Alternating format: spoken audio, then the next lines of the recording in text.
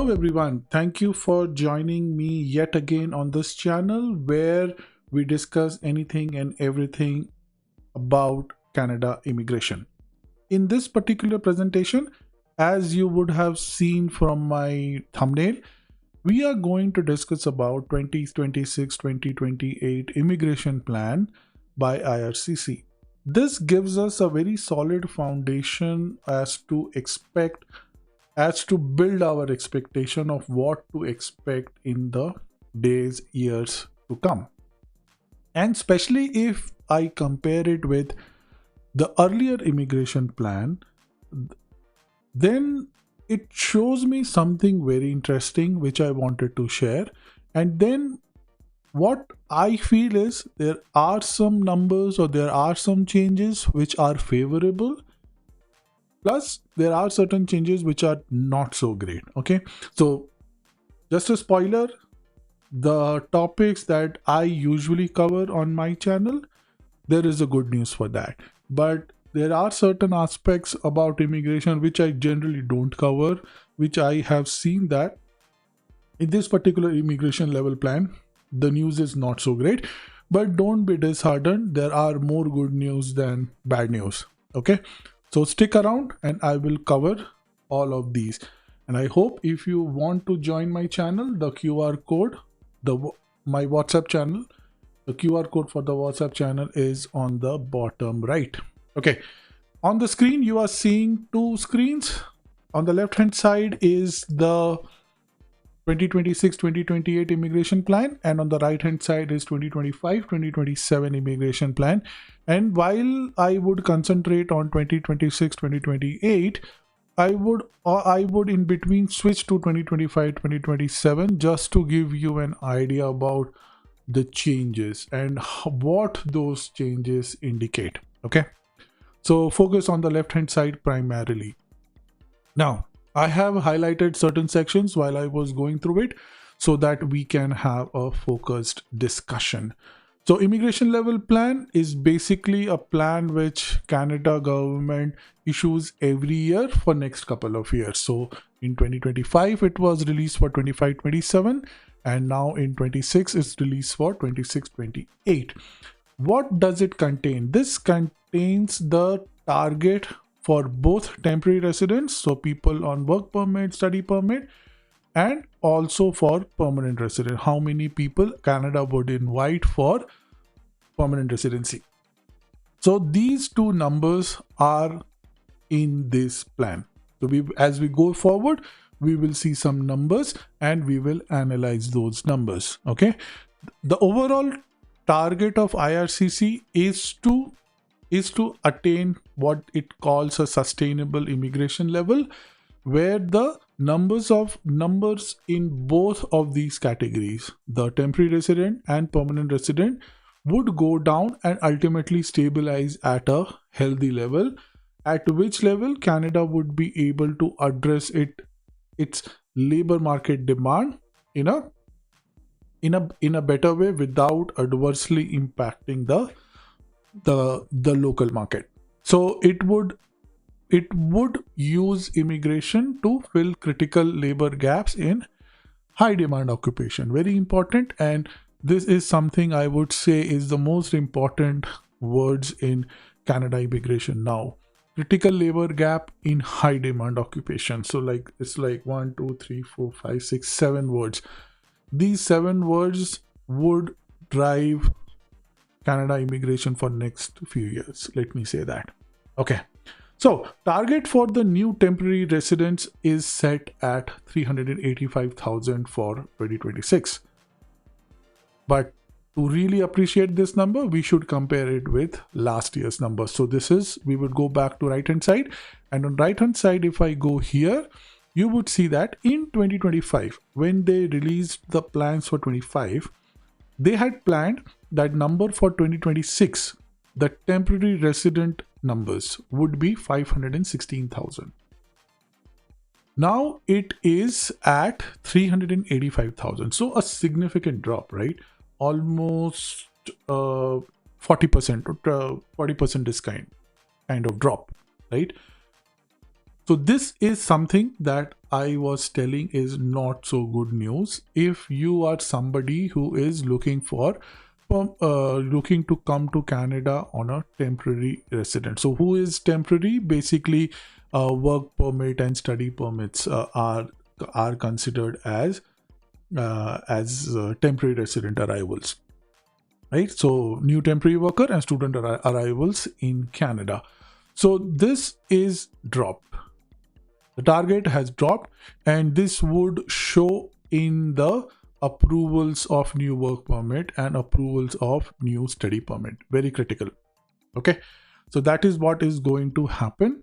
If you are in line for work permit, it's not such a good news for you. Okay, however, the allocation for permanent resident admissions is at 380,000 for 2026.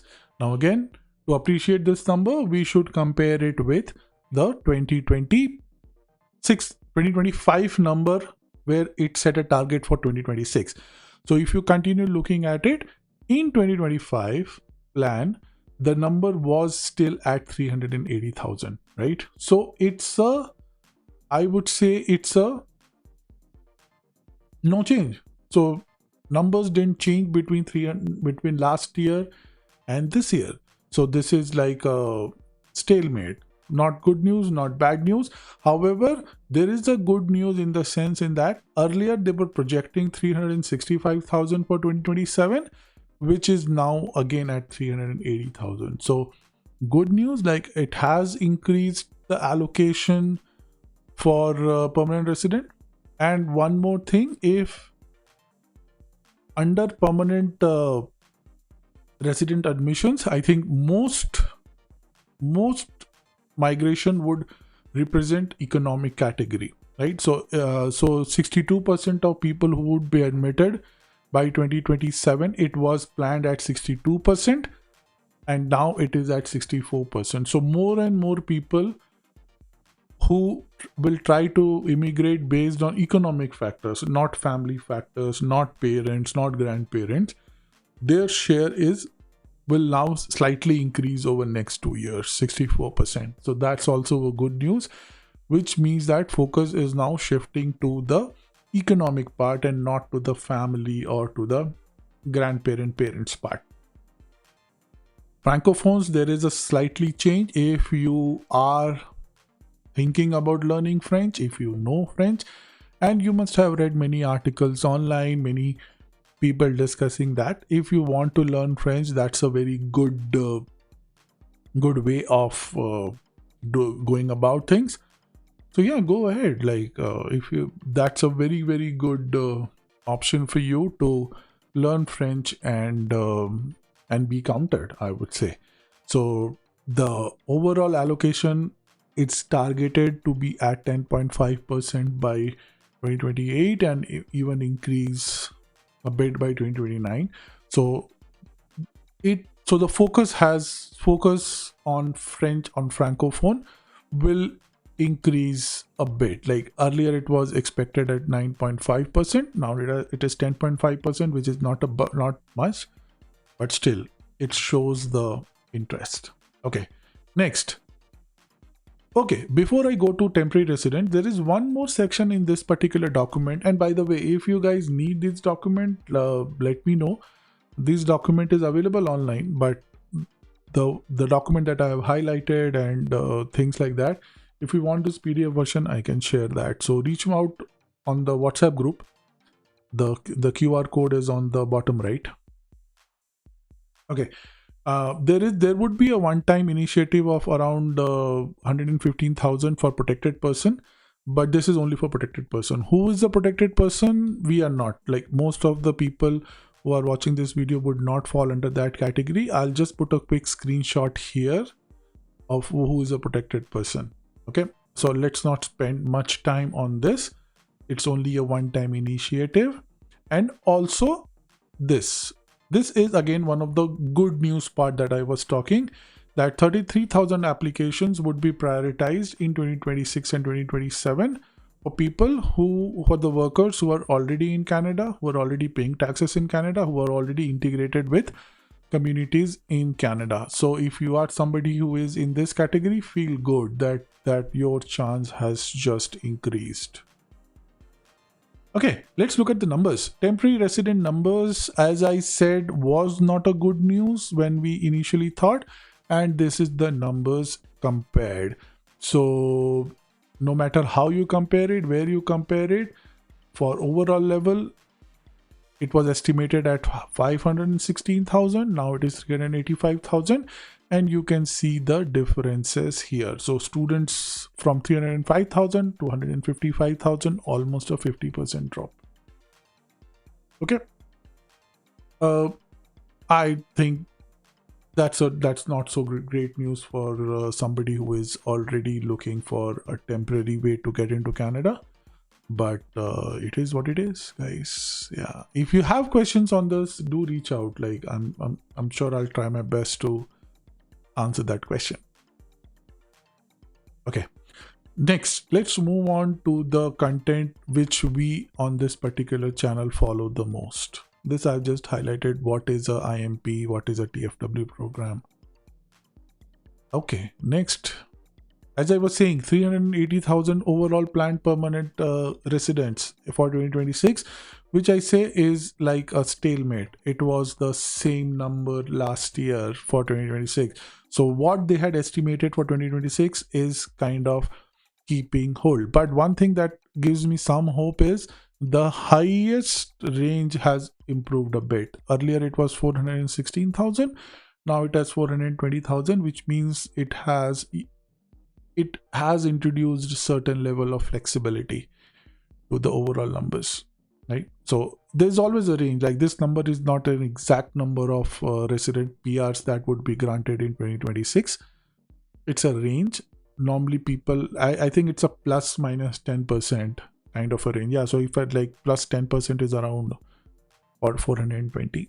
So yeah, it's a plus 10% kind of a range. Okay. Let's look at the breakup of this 380,000. Okay, and this is where it is interesting.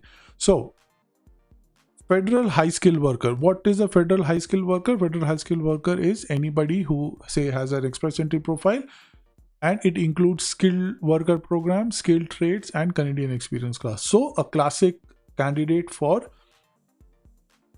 express entry. So those people are.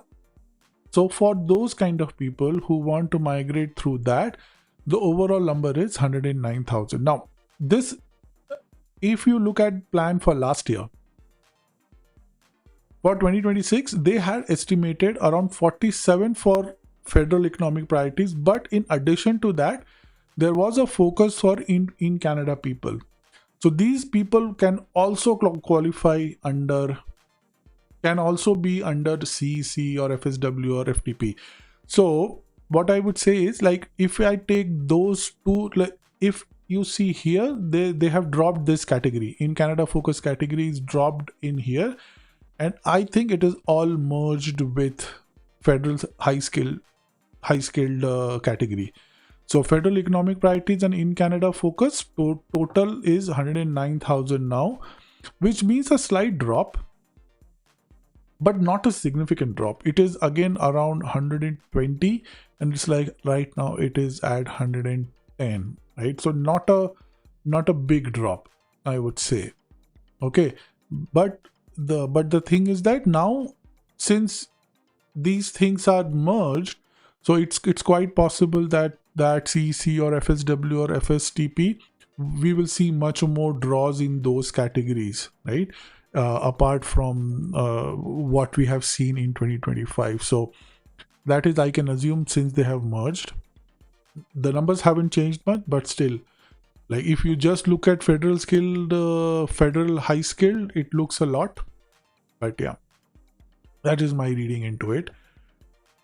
The thing I'm most happy about, the last but not the least kind of a thing, is provincial nominee program. If you look at here, 2026 was planned at 20. Earlier, last year, they had estimated that 55,000 would be target for 2026. This year, they have done 91,500. So almost a 50% jump, more than 50% jump, right? Yeah, 55,000. It has not doubled, but it is a more than 50% jump, right? 50% jump would place it around 90,000, right? It's 91,500. So yeah, so it's like a more than 50% jump here. Look here, 55,000 here and 91,500 in 2026. So what this means, when we were in 2025, we were expecting that in 2026 the numbers would go down, the number of allocations for provinces would go down, because that is what we had seen from between 2024 and 2025. There was a drastic drop, like almost a 50% drop. But now, since it has increased back to 50%, more than 50% increase is there, that drop might not come. In fact, allocations would increase over 2026. So we are still in January of 2026. As we would progress in weeks and months to come, we would see individual provinces coming up with their plans. Like Saskatchewan already came up with a plan. I'll just put a screenshot of Saskatchewan here. Saskatchewan also already got an initial batch of allocations. Alberta has not yet announced its allocation for 2026, but we are not expecting a drop in the allocation, right? The allocations would only increase, which would mean that then once, say for example, Alberta gets 10% more from last year or 50% more from last year. Let's say for example, yeah, I say why not? Alberta might get 50% more allocations from last year. And then what would happen is, under individual category, there would be more allocations. So people who are interested in different streams, who are eligible for different streams, now will have more chance in 2026. So that's the best news for PNP in a long time. Okay, so this is what I wanted to highlight as the best news of this particular declaration. Okay, there are some changes to family and refugee protection as compared to last year target. Since I don't cover it much, there is a slight increase, I would say, like from 66,000 to 69,000. Parents and grandparents have gone down a bit from 21,000 to 15,000. So yeah, but I don't cover these topics in this particular channel, so I would not be able to comment much on that. But yeah, let's end on a good note.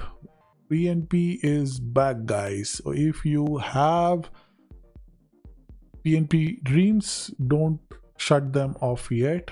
There is another chance in 2026. 2025 might have been brutal because of the unexpected or the planned drop that happened in the overall allocations, but it's back, guys. Everything is back.